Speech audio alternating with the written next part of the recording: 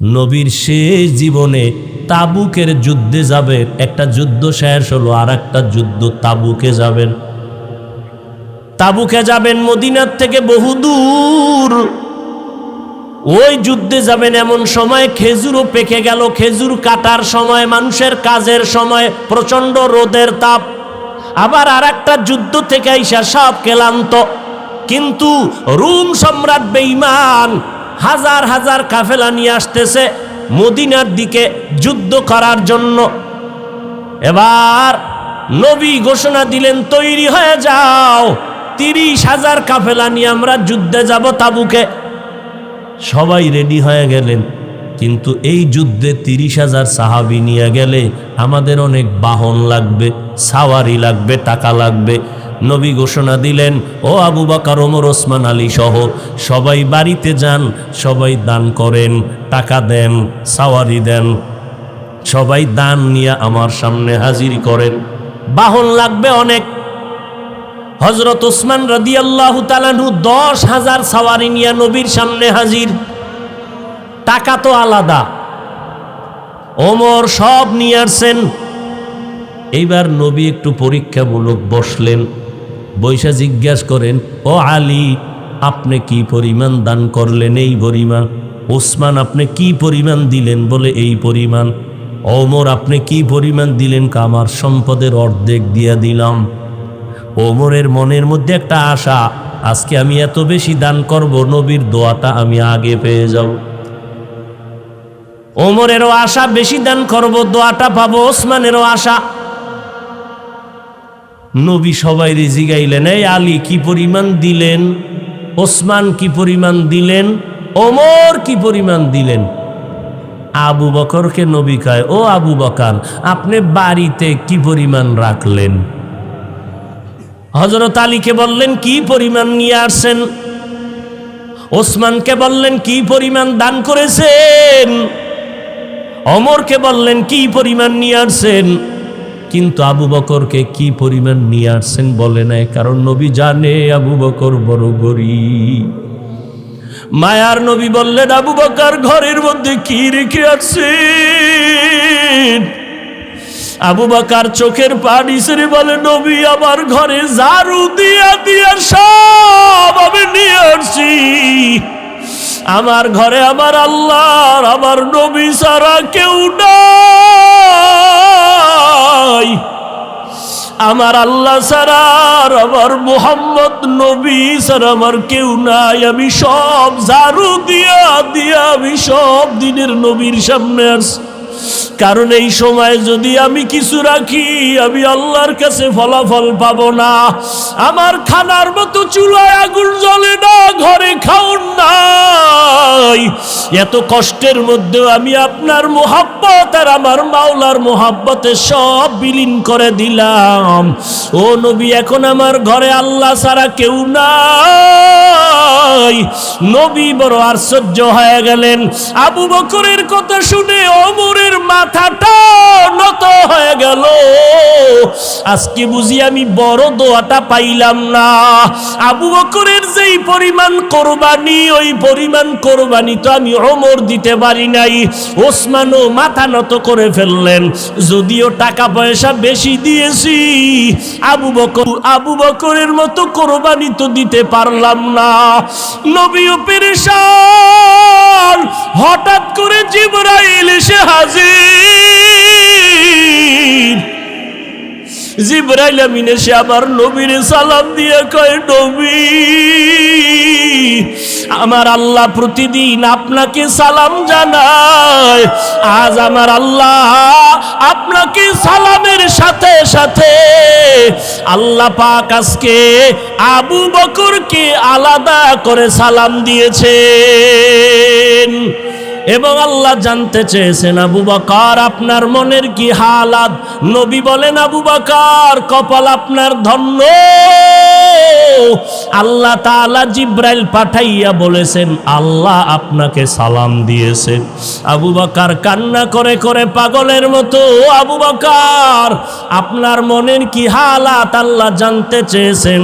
আবু বকর কান্না করে বলেন, ও দয়ার নবী, আমি ছিলাম মক্কার ভিতরে একটা জাহান্নামের আসামি। কে জানতো, কে চিনতো আমি আবু বকরকে? আমারে তো কেউ জিগাইতো না। আজ আমি আপনার সোহবতে আসার পর আল্লাহ আমাকে এত সম্মান দান করেছেন আপনার সোহবতের কারণে, যে আল্লাহ আজ আমাকে সালাম পর্যন্ত পাঠায় দিছেন। মায়ার নবী কান্না করে বলে, রে আয়েশা, আবু বকরের এই 2 দিনের কোরবানি যদি এক পালায় দেওয়া হয়, আমার অন্য উম্মতের নেক যদি অন্য পাল্লায় রাখা হয়, আবু বকরের সমান হবে না। ও নবীর আশিক উম্মতির দল, এত দামি আবু বকর, কিন্তু তার জীবনের ইতিহাস বড় কান্নার আওয়াজ। মায়ার নবী রাতের বেলা ঘর থেকে বের হলেন, হুজরা থেকে বের হয়া মসজিদে নববীর কিনারায় হঠাৎ শুনে কান্নার আওয়াজ, শুনতেছে কান্নার আওয়াজ। গভীর রাত, নবী হালকাভাবে নজর দিয়ে দেখে তার সাহাবী আবু বকর তাহাজ্জুদে দাঁড়ায় দাঁড়ায় কান্না করতেছে, সে আওয়াজ আসতেছে। নামাজ শেষের পর আল্লাহর নবী বললেন, আবু বকর আপনি কাঁদলেন কেন? আবু বকর বলে, নবী, হাসরের ময়দানের ভয়ে আমি কান্না করেছি। বলে, কেন কান্না? আপনার তো জান্নাতের টিকিট আল্লাহ দান করেছেন। আবু বকর বলে, নবী, যদি আল্লাহ রাগ করিয়া টিকিট ক্যান্সেল করে দেয় তখন আমার উপায় কি হবে রে নবী? আপনিই তো হাসরের ভয়ঙ্কর অবস্থার বয়ান করেছেন। কিয়ামতের ময়দান হবে নাকি বড় ভয়ঙ্কর ময়দান। সূর্যটার আলো বন্ধ হয়ে যাবে, ওদিকে সমুদ্রের পানি গরম হয়ে যাবে। আল্লাহ তাআলা রাগান্বিত আওয়াজ দিয়ে বলবেন, ওয়ামতাজুল ইয়াউমা আইয়ুহাল মুজরিমুন, ও গুনাহগারের দলেরা, নেককারদের থেকে তোমরা আজ আলাদা হয়ে যাও। নেককারদের আমলনামা ডান হাতে দিব, গুনাহগারদের আমলনামা বাম হাতে দিব। অন্যদিকে সূর্যের গরম, আবার জাহান্নামের চিৎকারের আওয়াজ। জাহান্নামের আওয়াজে জাহান্নাম চিল্লায় বলবে, আল্লাহ, বেনামাজি গুনাহগারগুলো কই? সব আমার পেটে দাও। জাহান্নামের আওয়াজে হাসরের ময়দানটা থরথর করে কেঁপে উঠবে। ও নবী, আপনিই বলেছেন যে নবীদের কোনো গুনাহ নাই, নবীরা পর্যন্ত নাফসি নাফসি নাফসি বলে কান্না করবেন, উম্মতের কথা সবাই ভুলিয়া যাবেন। ও মায়ার নবী, ওই সময় কঠিন এক হালাত, কান্না করে করে মানুষের চোখের পানি শেষ হয়ে যাবে, রক্ত পড়া শুরু হয়ে যাবে। ও নবী, আপনি হাসরের ময়দানের ভয়ঙ্কর অবস্থার কথা বলেছেন। আম্মা জান আয়েশা বলেন, আমি দেখি আমার মায়ার নবী একদিন আমার হুজরায় বসে গুনগুন করে কান্না করেন। আমি বললাম, নবী কেন কাঁদেন? বলে, আয়েশা, হাসরের ময়দানের ভয়ঙ্কর আযাবের কথা মনে পড়েছে, কান্না করি। কেমন আযাব হবে আয়েশা জানোনি? নবীদের কোনো গুনাহ নাই, তারা নাফসি নাফসি বলে কাঁদবেন, উম্মতের কথা ভুলিয়া বলবে, আল্লাহ আমাকে বাঁচাও, আমাকে বাঁচাও। মূসা নবী কাঁদবেন, আল্লাহ আমাকে বাঁচাও। ঈসা নবী কাঁদবেন, আল্লাহ আমাকে বাঁচাও। আপন আপন বলতে কেউ ওই সময় আপন হয়ে যাবে না। আল্লাহর নবীর এই কান্না দেখে আম্মা জান আয়েশা বলেন, আমি আমার নবীকে প্রশ্ন করলাম, নবী, সমস্ত নবীরা নাফসি নাফসি বলে যদি কান্না করে, আপনি তো দোজাহানের সর্দার, আপনি তখন কি করবেন? নবী বলেন, আয়েশা, আমি তখন সহ্য করতে না পারিয়া আমি সাথে সাথে আমি মাওলার দরবারে মাকামে মাহমুদে সিজদায় পড়ে কাঁদব। একবারও বলবো না আমাকে বাঁচাও, আমি শুধু বলবো, আল্লাহ আমার উম্মতেরই বাঁচাও, আমার গুনাহগার উম্মতগুলো বাঁচাও। একটা উম্মত যেন জাহান্নামে না যায়, জাহান্নামে গেলে আমি জান্নাতের ময়দানে যাব না। আম্মা জান আয়েশা বলেন, নবী তখন কি হবে? আম্মা জানের জবাবে নবী বলেন, আয়েশা, আমার কান্না দেখে আল্লাহ দয়া করে বলবে, নবী আপনি কাঁদবেন না, মাথা উঁচু করেন, আর আপনার উম্মতগুলো ধরে ধরে জান্নাতের ময়দানের দিকে নিয়ে যান। আল্লাহর অর্ডার পাইয়া আমি তখন আমার উম্মতগুলো বাছাই করে করে জান্নাতের দরজায় নিব। আম্মা জান আয়েশা প্রশ্ন করলেন, নবী, কোটি কোটি মানুষের ভেতরে আপনার উম্মতগুলো কেমনে চিনবেন? আমার মায়ার নবী বলেন, ও আয়েশা, আমার উম্মতেরা যারা 5 বেলা রোজু বানাইয়া সিজদা করেছে, নামাজ পড়েছে, কিয়ামতের কঠিন সময়ে তাদের অজুর অঙ্গগুলো নূরের আলোতে ঝলমল করতে থাকবে। আমি নবী দেখে দেখে তাদেরকে জান্নাতের ময়দানে নিয়ে যাব। আমি আল্লাহর নবী তাদেরকে না নিয়ে জান্নাতে যাব না। ও পর্দার আড়ালের আম্মা জানেরা, আপনারা তো নবীদের মা, সাহাবায়ে কেরামের মা, আউলিয়ায়ে কেরামের মা, হাফেজে কোরআনের মা।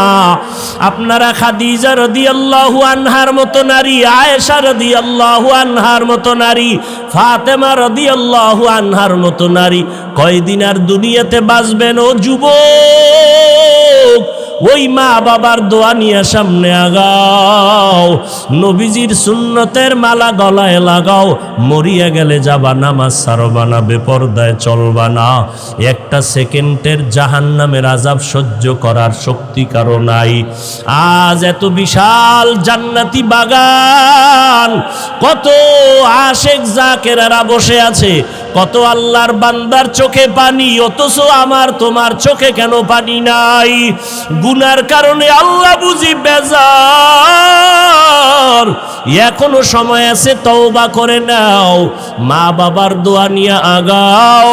মা বাবার চোখের পানি আর দোয়ার কারণে আজ এই চেয়ারে বসলাম। এমন কোন সন্তান নাই যে মা বাবার চোখের পানি ছাড়া মানুষ হয়ে গেল। ওই মা বাবার কত কান্না, কত চোখের পানি। আজকে তুমি তাদের কান্নায় পরীক্ষায় ভালো নাম্বার পেয়েছো। ওই মা বাবার চোখের পানি আর দোয়ার কারণে তুমি টাকার মালিক, বাড়ি গাড়ির মালিক হয়েছো।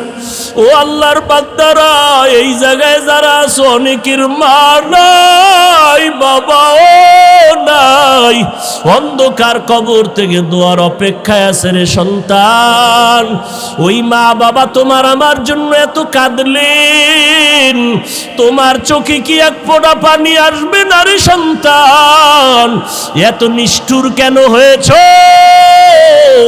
ওই মা বাবার জন্য কি এক ফোঁটা চোখের পানি ছেড়ে কাঁদতে পারো না রে বাবা? ওই মা বাবার দোয়া ছাড়া মাওলানা হতে পারো নাই, ওই মা বাবার চোখের পানি ছাড়া আলেম হতে পারো নাই। ওই মা বাবার কষ্টের জীবন। বাবার মনে চাইছিল মাঝে মাঝে ইলিশ মাছ দিয়া খানা খাবে, কিন্তু কিনার মতো টাকা ছিল না। মায়ের মনে চাইতো কোনো সময় আঙ্গুর বেদানা খাবে, কিন্তু টাকা ছিল না কেনার মতো। আজকে তোমার ফ্রিজে মাছের অভাব নাই, ফলের অভাব নাই, কিন্তু তোমার ফ্রিজে মাছ আর ফল থাকলে কি হবে? যেই মা বাবায় আফসুস করলো, সেই মা বাবাই তো আজ কাফন পরিয়া কবরের ভেতরে চলে গেল। ওই ফল তুমি আর কারে খাওয়াইবা? ওই মাছ কারে খাওয়াইবার সন্তান?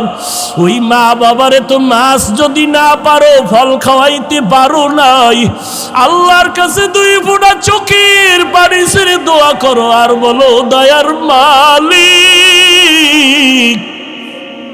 যেই বাবার ক্লান্ত পরিশ্রম, কত খানা না খাইয়া, ঘুম না গিয়া, কষ্ট করে করে জীবন কাটায় দিলে। বাবা কোনোদিন নিজের কাপড় কেনার জন্য কষ্ট করে নাই, বাবা কোনোদিন নিজের পেটে খানা দেওয়ার জন্য কাজকর্ম করে কষ্ট করে নাই। বাবা দিন নাই রাত নাই এত কষ্ট করেছেন শুধু সন্তানকে হাসি মুখ দেখবে, সন্তানের বড় বানাবে। বাবা রিক্সা চালাইয়া চালাইয়া টাকা দেয়, ভ্যান চালাইয়া টাকা দেয়, চায় সন্তানটারে মানুষ বানাবে। বনক বাবা বেতন দিতে পারে না, অনেক বাবা জামা কাপড় দিতে পারে না, মানুষের বাড়ি কাজ করে আর দিল খুশি আমার সন্তান কোরআন তেলাওয়াত করে, আমার সন্তান কেওড়া বুনিয়া মাদ্রাসায় পড়ে, আমার কষ্ট কোনো দুঃখ নাই, গাধার মতো কষ্ট করি তারপরও দুঃখ নাই। আমার সন্তান যদি হাফেজ হয়, আলেম হয়, কিয়ামতের দিন যদি জিজ্ঞেস করে কি নিয়ে হাজির হয়েছো, আমি যদি কোনো আমল পেশ করতে না পারি, আমার জীবনের কষ্টের দেওয়া টাকা দিয়ে যে সন্তানটারে আলেম বানাইলাম, ওই সন্তান আমাকে না নিয়ে জান্নাতের ময়দানে যাবে না। ও আল্লাহর আশেকেরা, সন্তানটাকে পারলানি কোরআন পড়াইতে, সন্তানটারে পারলানি আলেম বানাইতে, হাফেজ বানাইতে। সন্তান স্কুলে পড়াও আলহামদুলিল্লাহ বাধা নাই, কলেজে পড়াও বাধা নাই, তবে সন্তানটাকে আদর্শওয়ালা বানাইও। সন্তানের ব্যবহারে যেন আলেমরা কষ্ট না পায়, সন্তানের ব্যবহারে যেন মুরব্বীরা কষ্ট না পায়, সন্তানের ব্যবহারে যেন সমবয়সী কেউ কষ্ট না পায়। ওই সন্তানকে আদর্শওয়ালা বানাইয়া কোরআন পড়ায় যাও। ডাক্তার হলেও কোরআন পড়ে পড়ে দোয়া করবে। আর ওই সন্তানের আচরণ দেখিয়া এলাকার মানুষ মা বাবার জন্য প্রাণ খুলে দোয়া করবে। ও আল্লাহর বান্দারা, এখনো যারা পারেন নাই তওবা করেন। আল্লাহ যতদিন হায়াত রাখেন, দ্বীনের উপরে নিজেও চলবো, সন্তানকে চালাবো। একজন আদর্শ সন্তানের বাবা মা হইয়া কবরে যাব। আজকে থেকে আর কোনোদিন গুনাহের পথে যাব না। আজকে থেকে সন্তানকেও গুনার পথে চালাবো না, নবীর তরিকার বাইরে চলবো না। আল্লাহ আমাদের সবাইকে খাঁটি তওবাওয়ালা জিন্দেগি দান করেন। তওবার উপরে মজবুত হইয়া নবীজির তরিকা মতে আল্লাহওয়ালাদের সোহবতে চলার তৌফিক দান করেন, আমিন। আল্লাহ সবাইকে কবুল করেন।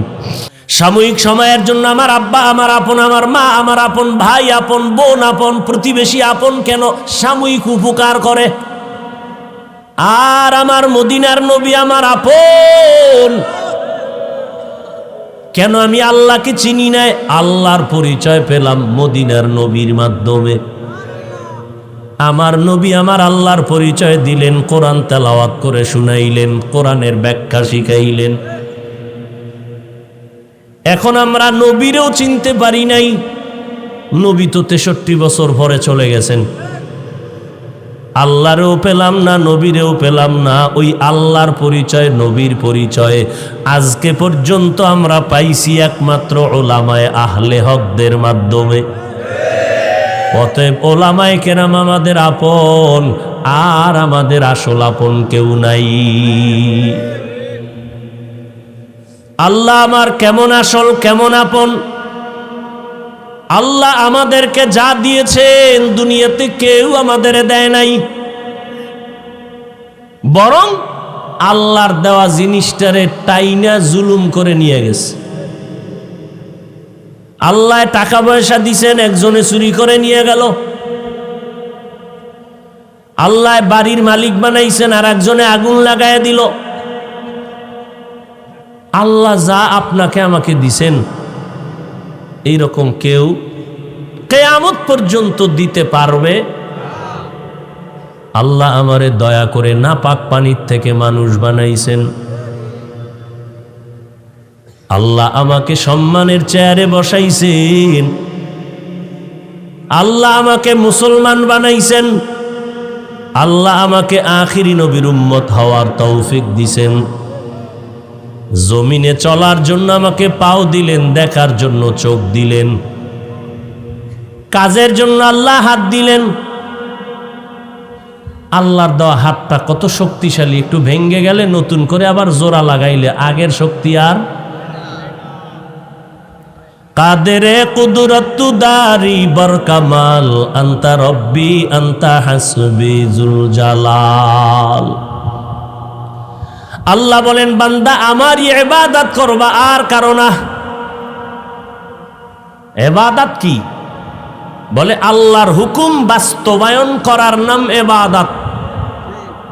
আল্লাহর হুকুম জীবনে বাস্তবায়ন করার নাম ইবাদতটা কেন করবেন? প্রত্যেকটা কাজ করার একটা লক্ষ্য থাকে, উদ্দেশ্য থাকে। ইবাদত করার উদ্দেশ্য আল্লাহর সাথে মোলাকাত,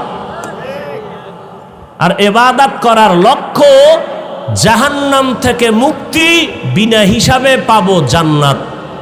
এটা আমার টার্গেট, লক্ষ্য। উদ্দেশ্য কি? আল্লাহর সাথে মোলাকাত। সেই ইবাদতটা করব, সীমানা কত দূর? কয় শুধু মসজিদ, কি শুধু মাদ্রাসা? বান্দা, তোমার এই হায়াতের বডিটা যত দূর যাবে তত দূর ইবাদত চলবে। তোমার এই হায়াতের বডি যদি বাথরুমের মধ্যে ঢুকাও, সেখানেও ইবাদত। তাহলে ইবাদত কি? আল্লাহর হুকুম বাস্তবায়ন করা। ইবাদত করবেন কেন? আল্লাহর মোলাকাতের জন্য, জান্নাত পাওয়ার আশায়। ইবাদতের সীমানা কতটুকু? আমার হায়াতের সীমানা যতটুকু।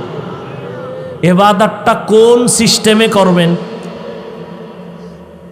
একমাত্র শুধুমাত্র আমার মদিনার নবীর তরিকায়। আর কারো তরিকায় ইবাদত করা যাবে? নবীর আদর্শ তরিকা মেনে যদি আপনি ব্যবসা করেন, ইবাদত। চাকরি করবেন, ইবাদত। নবীর তরিকা বাদ দিয়া নামাজ পড়বেন, গুনাহ। নবীর তরিকা বাদ দিয়া রোজা রাখবেন, গুনাহ। কারণ দুনিয়াতে অনেক আদর্শ আছে, তরিকা আছে, সবগুলো নাপাক। একমাত্র মদিনার নবীরটাই হলো পাক।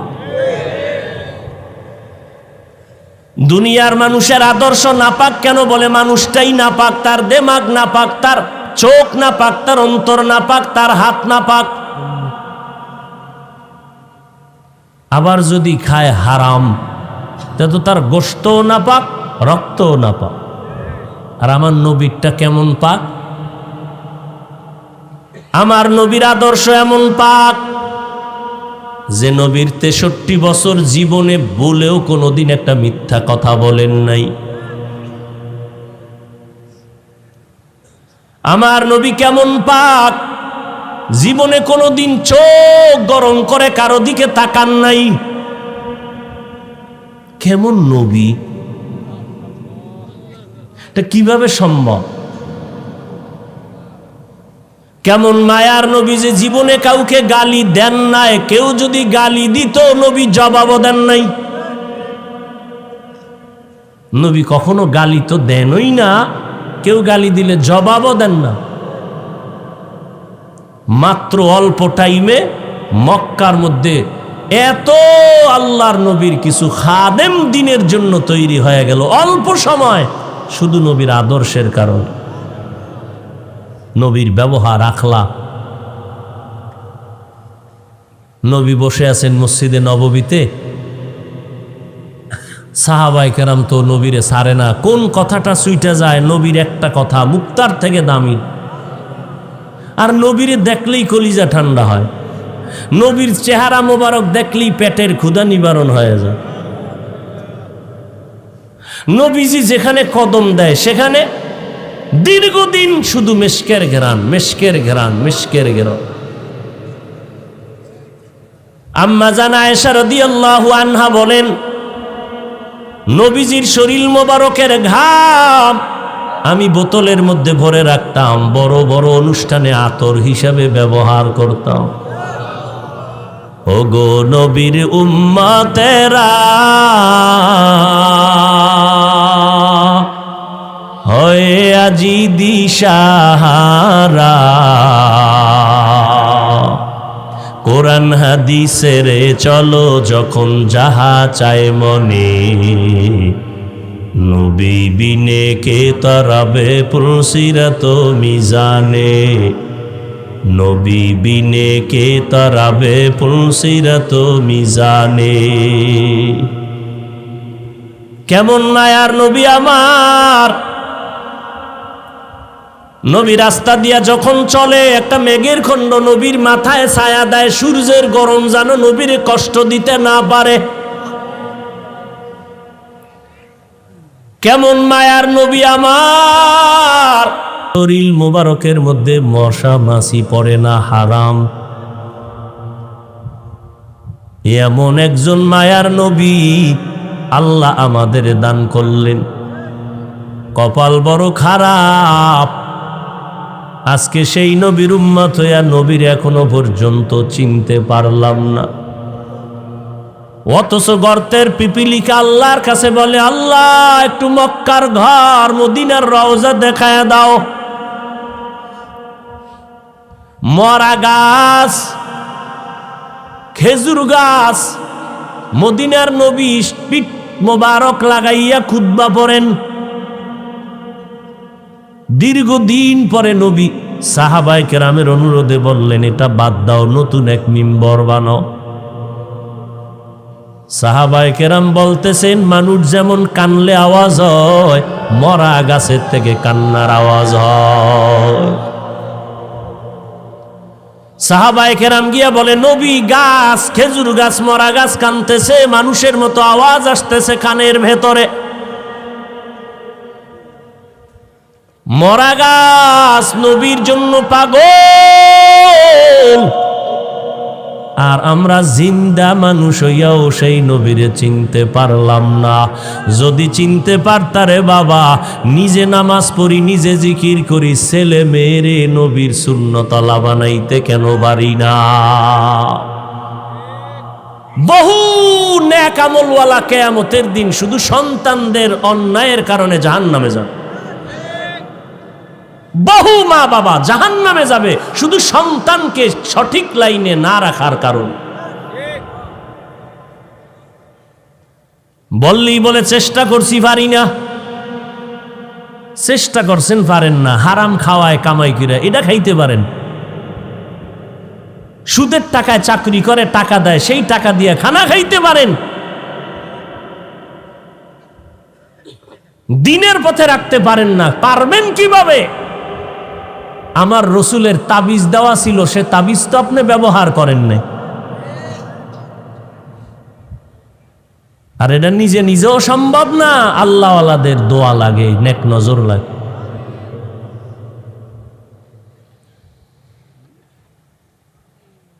আল্লাহর নবী আয়েশা বলে, গাছ কেন কাঁদো? নবীর মুজিজা, গাছ কথা বলতেছে, নবী আপনার বিরহের বেদনায় কান্না করি। কি চাও রে গাছ? গাছ বলে, নবী আমি চাই মানুষের মতো আমার জানাজা পড়াইবেন, এরপরে আমাকে এখানে দাফন করবেন, কিয়ামতের দিন আমি আপনার সাথে জান্নাতে যাব। উস্তুনে হান্নানা আজ হজরে রসুল, নালামি জাদ হাম চুয়ার বাবে উকুল। মদিনার নবীর আদর্শ এত পবিত্র, আমার নবী অল্প টাইমে মানুষ শুধু তাকাইয়া থাকলেই পাগল পারা হয়ে যাইত নবীর জন্য। আল্লাহ তাআলা নবীকে এমন মর্যাদা দান করেছেন, জঙ্গলের প্রাণীরা নবীর আওয়াজ পাইতো বহু দূর থেকে, পেয়ে বারবার সালাম জানাইতো। নবীর জন্য গর্তের পিপিলিকা পাগল, নবীর জন্য নদীর মাছ পাগল, জঙ্গলের প্রাণীরা পাগল। মায়ার নবীর জন্য গর্তের ভেতরে বড় এক সাপ অপেক্ষা করতেছে, নবী এখানে আসবে, আমি একটু চেহারা মোবারক দেখব। কেমন মায়ার নবী আমার! মাত্র 13 বছরের সীমানায় দামি দামি সাহাবা বেঈমানেরা নবীর হাতে কালেমা পড়ে এত দামি হয়ে গেল। আল্লাহ নিজে দুনিয়াতে 10 জনার নামে জান্নাতের টিকিট পাঠায় দিলেন। এর মধ্যে 1 নম্বরে কে? আবু বকর সিদ্দিক রাদিয়াল্লাহু তাআলা আন। কত দাম আবু বকরের! আম্মা জান আয়েশা একদিন নবীরে কয়, নবী আপনার সাথে ওমর, ওসমান, আলী, আবু বকর আমার আব্বাজান সাথে সাথে থাকে, পরামর্শ করেন, আপনার উম্মতের মধ্যে না আমলের লাইনে কে বেশি আগ্রহ?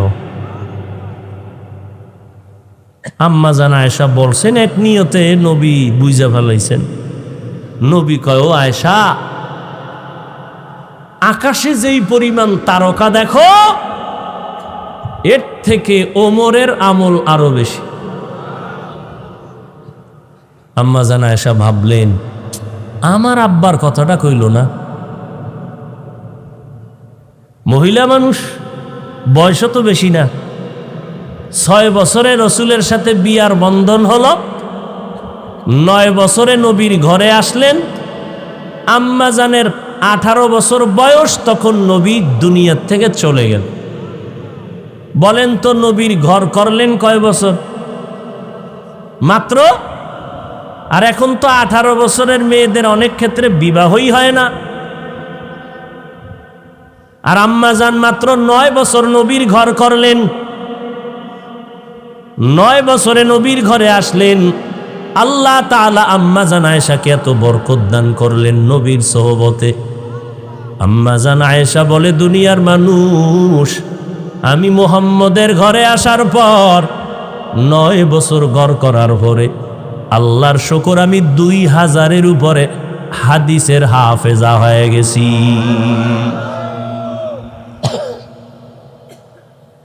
বড় বড় সাহাবায়ে কেরাম কোনো মাসআলায় আটকায় গেলে আম্মা জানের কাছে আসতেন, আম্মা জান এমন সমাধান দিতেন, সমস্ত সাহাবায়ে কেরাম এক আওয়াজে মেনে নিতেন, কোনো ইখতিলাফ করতেন না। নবীজি কইলেন ওমরের কথা, আম্মা জান ভাবলেন আমার আব্বার কথা বললেন না, এবার বইলেই ভালাইলেন আমার আব্বার খবর কি। আব্বাকে আম্মা জান আয়েশার বাবা আবু বকর। এইবার নবী কয়, ও আয়েশা, তোমার বাবার কথা? আবু বকরের কথা কি বলবো রে আয়েশা? আবু বকরের জীবনে 2 দিনের 2টা আমল আল্লাহর কাছে এত প্রিয়। 2 দিনের 2টা আমল, 2টা ত্যাগ, 2টা কোরবানি আল্লাহর কাছে এত দামি। ওমর কেন? আমার সব উম্মতের আমল যদি এক পালায় দেও তার সমান হবে না।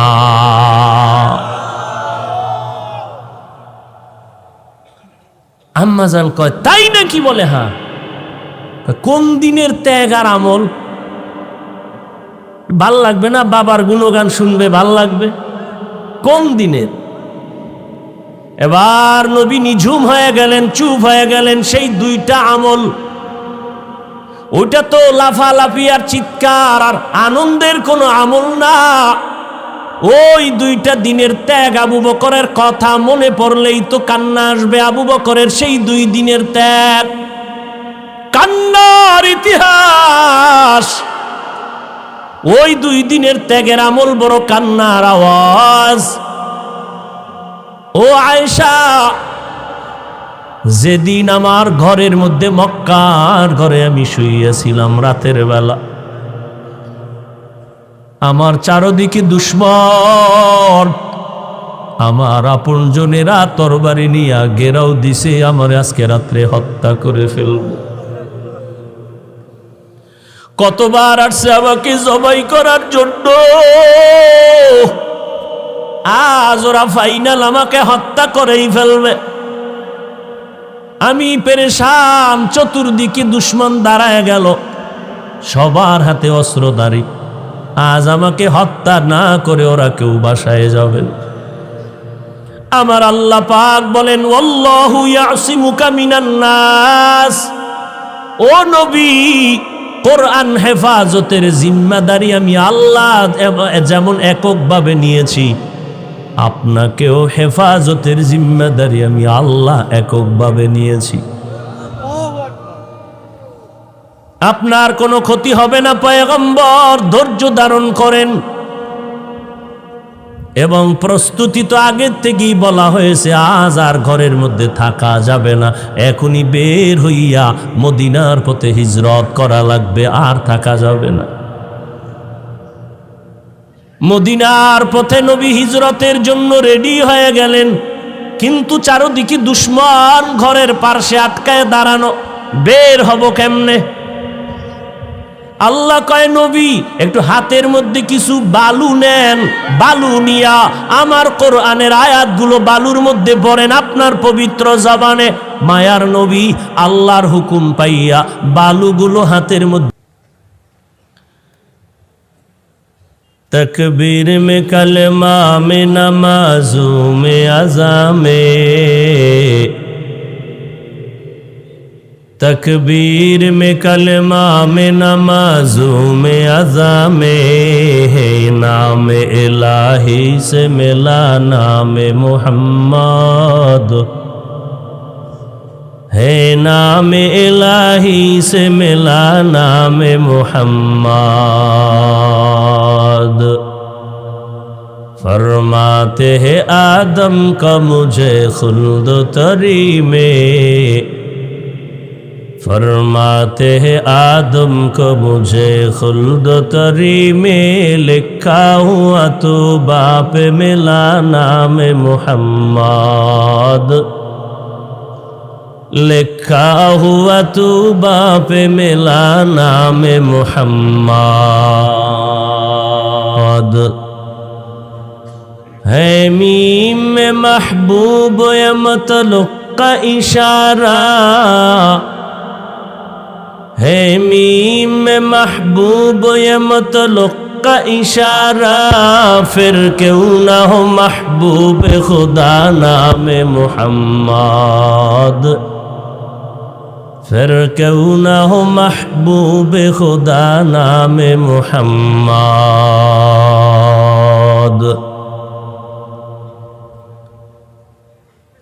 ঐতিহ্যবাহী কেওড়া বুনিয়াতে 3 দিন ব্যাপী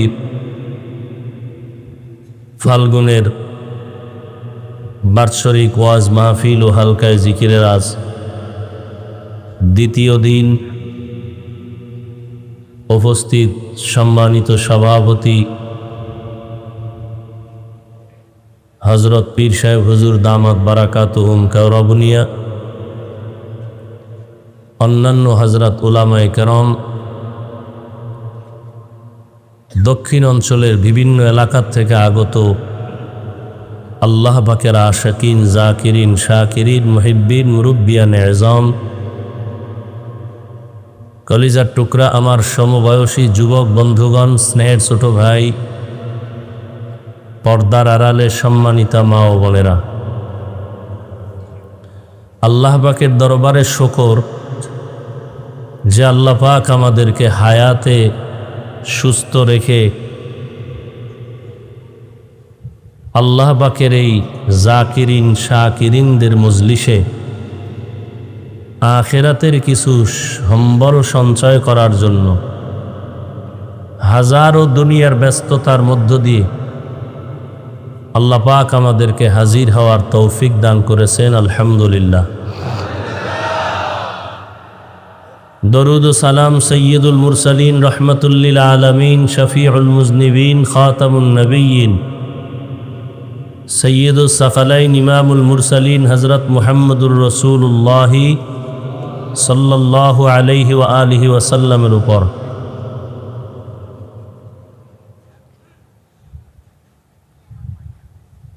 সর্বোপরি শুকর যাদের এই মেহনত, পরিশ্রম, দোয়া, বিভিন্নভাবে সার্বিক সহযোগিতা আজকের এই সুন্দর বেহেশতের বাগানের আয়োজন, সময়, পরামর্শ, অর্থ, দোয়া করে উপস্থিত হয়ে মাইক, লাইট, প্যান্ডেলের ব্যবস্থাপনার মাধ্যমে যারা যতটুকু সহযোগিতা করেছেন আল্লাহ সবাইকে কবুল করেন।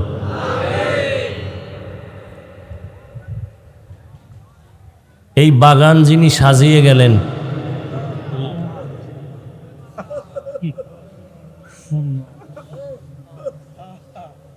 আজ তিনি স্টেজের মধ্যে নাই,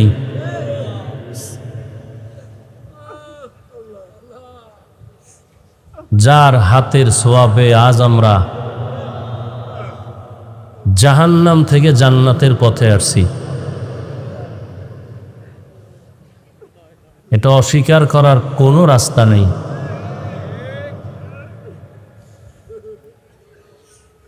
আর সে বয়ানও নাই। সারা দেশে তো ঘুরি, বয়ান তো করি, শুনি। সে কেওড়াবুনিয়ার রশিদ সাহেবের মতো বয়ান নেই।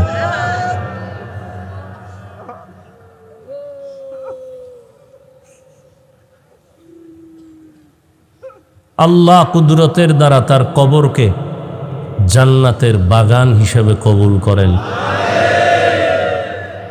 তার কষ্টের, মেহনতের, ঘামের, পরিশ্রমের রেখে যাওয়া এই আমানত, এই বাগানকে ইখলাসের সাথে, আমানতের সাথে পরিচালনা করার সবাইকে তৌফিক দান করেন।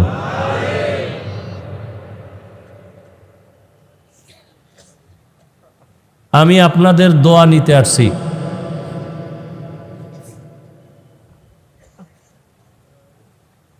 সারা দেশে ঘুরতে ঘুরতে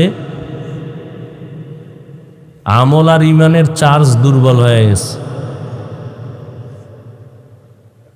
ইমান ও আমলের চার্জ দেওয়ার এগুলো হলো পাওয়ার হাউস।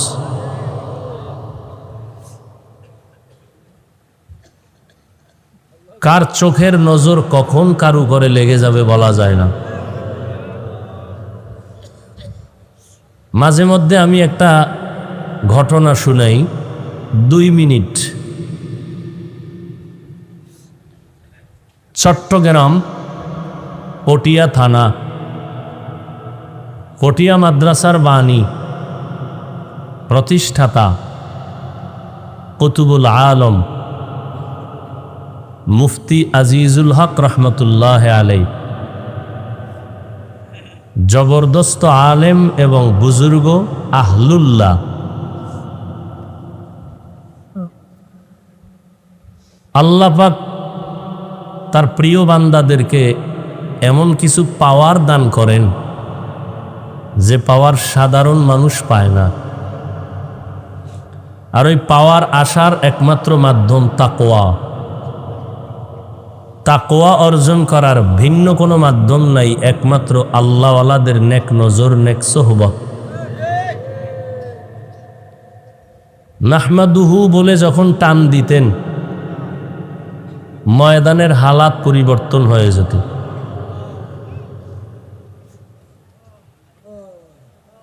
এই কথাগুলো বর্তমানে বলতে গেলে ভিন্ন লাইনের মানুষ তো দূরের কথা, যারা বুঝার মতো জ্ঞান রাখে তারাও বিরোধিতা করে, বলে এগুলি কি আজগবি কথা। পৃথিবীটাকে পরিচালনা করার জন্য আধ্যাত্মিক জগতে যারা আছেন এদেরকে কুতুবুল আলম বলা হয়। এই জমিনের কুতুব প্রত্যেক মাসে আর একটা মিটিং করেন। মিটিংটা হয় জঙ্গলের ভেতরে।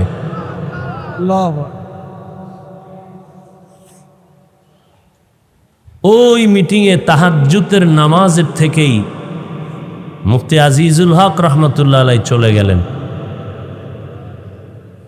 এই ঘটনা আমি বহু আগে বলেছিলাম, কিন্তু আমাদের ইসলামের ব্যানারওয়ালা কিছু জাতিভাইরা নিয়ে যথেষ্ট পরিমাণ বিরোধিতা করে ময়দানকে ঘোলাটে করার অপচেষ্টা করেছিল। আসলে কি বিষয়, আল্লাহর জন্য কাজ করলে আল্লাহ একটু দেরি হলেও বিজয় দান করেন। আর যদি উদ্দেশ্য থাকে দুনিয়া, তাহলে প্রথম অবস্থায় ভালো দেখলেও পরে তার মুখোশটা উন্মোচন হয়ে যায় যে আসলে লোকটা ধোঁকাবাজ।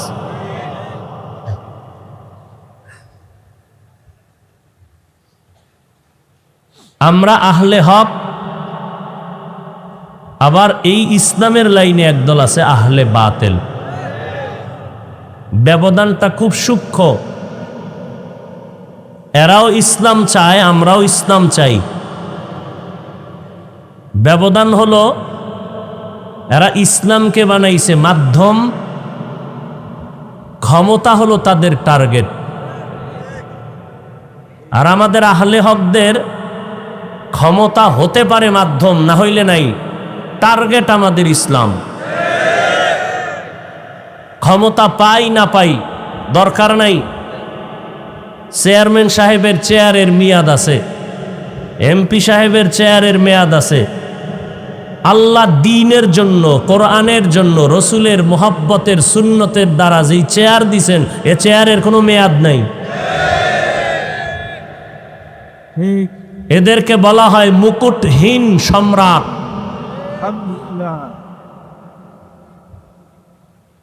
বরং যারা মেয়াদওয়ালা এরা এসে মুকুটহীন সম্রাটদের পায়ের কাছে পড়ে থাকেন। আল্লাহ আর কি দেখাবেন?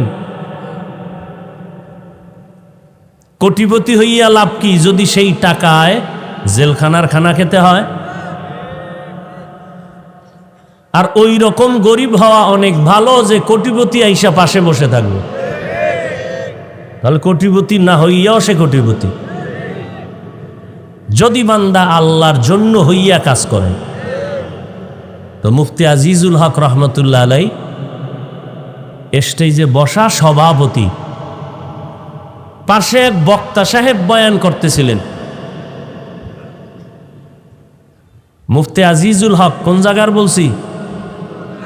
পটিয়া মাদ্রাসার প্রতিষ্ঠাতা। বক্তা সাহেব বয়ান করতেছেন আর হযরত পার্শ্বে বসা। বয়ান এমন ভাবে উঠতেছে ময়দান কেমন যেন কিয়ামতের মাঠ।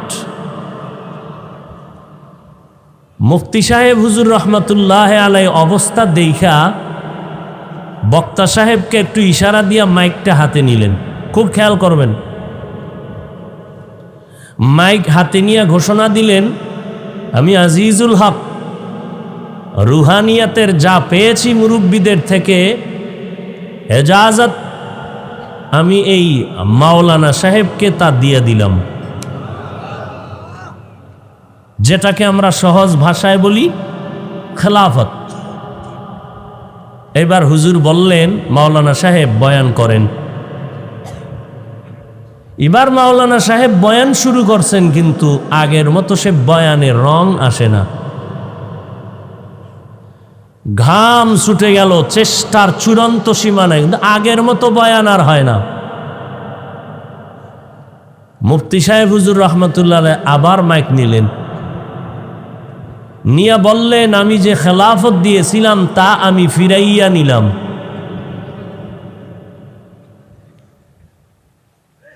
প্রশ্ন উঠাইয়া বললেন, আপনারা বলতে পারেন খেলাফত দিলেন কেন, দিলে আবার নিলেন কেন? হযরত নিজেই প্রশ্নের জবাব দিলেন। যখন প্রথম অবস্থায় তিনি বয়ান করতেছিলেন, ময়দানের হালাতকে অনুভব করতেছিলাম যে তার মারেফতের কলবের পাওয়ারের দ্বারা চলতেছে। পরক্ষণে যখন আবার বয়ান শুরু করলো, আমি আবার বিচক্ষণতার সাথে অনুভব করলাম এটা তার নিজের কোনো পাওয়ার না। তার ভেতরে যে পাওয়ার মনে করছিলাম, আসলে তার ভেতরে পাওয়ার নাই। বলে, তাহলে ওই বয়ানের রৌনক আসলো কেন? বলে, ময়দানে এক বুজুর্গ ওলিয়ে কামেল সে তার সিনার দিকে নজর বেড়েছে।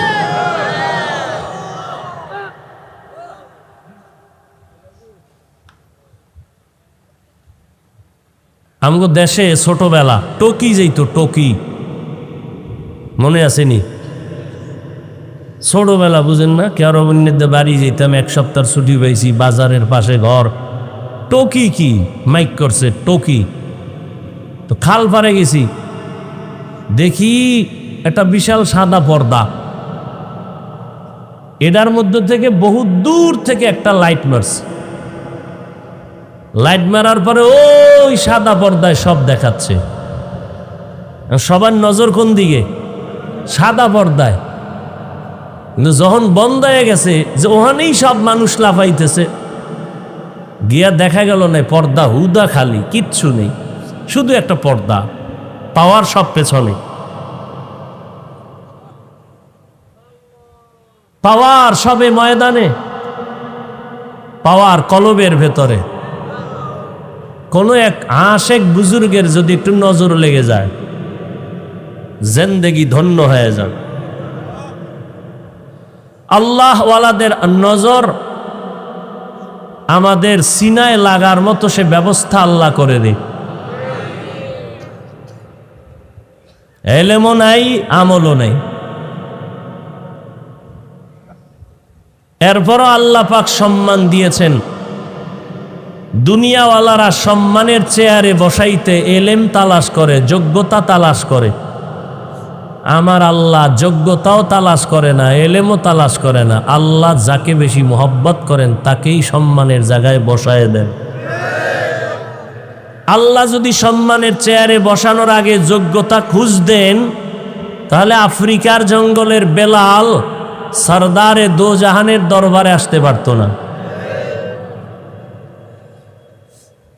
অন্ধ একজন সাহাবী আব্দুল্লাহ ইবনে উম্মে মাকতুম নবীজি বাইতুল্লাহর পার্শ্বে বসে মক্কার বড় বড় মাথাওয়ালাদের নিয়ে কথা বলতেছেন, দিলের তামান্না একটু যদি কালেমা পড়ে।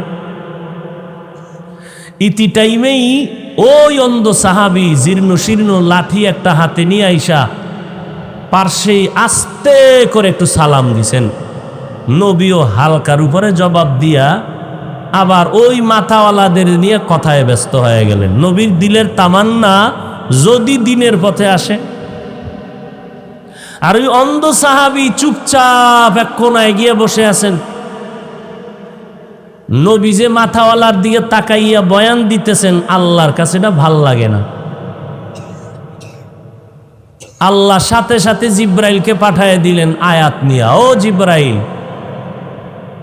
আমার নবীর কাছে গিয়া আয়াত নাজিল করে শুনায় দাও, আবাসা ওয়া তাওয়াল্লা আন জাআহুল আ'মা। পয়গম্বরের জানায় দাও, ওই যে অন্ধ সাহাবী, আমি আল্লাহর কাছে অন্ধ সাহাবীর অন্তরের বড় দাম। নবীরে গিয়া শুনায় দাও, নবী যেন অন্ধ সাহাবীর দিকে চেহারা ঘুরাইয়া কথা বলে, খবর নেয় খাইছে কখন কি করলো। ওই আরবের মাথাওয়ালার দাম নাই, আমার কাছে ওই ভাঙ্গা দিলওয়ালার বড় দাম। या इलाही मुझसे मुझको दूर कर, ताके देखो मुझ में तुझको एक नजर। या इलाही तू मेरा माबूद है, या इलाही तू मेरा माशूक है। জিবরাইল আমিন আইসা আয়াত শুনায় দেওয়ার পর সাথে সাথে নবী অন্ধ সাহাবী আব্দুল্লাহ ইবনে উম্মে মাকতুমের দিকে চেহারা ঘুরায় দিলেন এবং আব্দুল্লাহ ইবনে উম্মে মাকতুম দুনিয়াতে যতদিন বেঁচে ছিল নবী নিজের চাদর বিছাইয়া তাকে সম্মান করতে।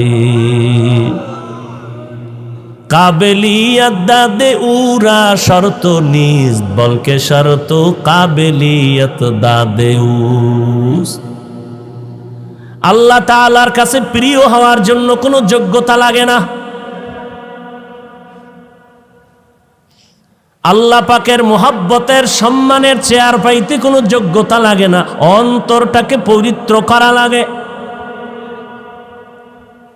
কলবটার ভেতরে আল্লাহকে জায়গা দাও, আর এই কলবকে পরিচ্ছন্ন করার জন্য আল্লাহ ওয়ালাদের কাছে আমাদের যেতেই হবে। আমি ছোট এক টুকরা আয়াত করেছি, আল্লাহ বলেন ওয়ামা খালাকতুল জিন্না ওয়াল ইনসা ইল্লা লিয়াবুদুন। আমি জিন আর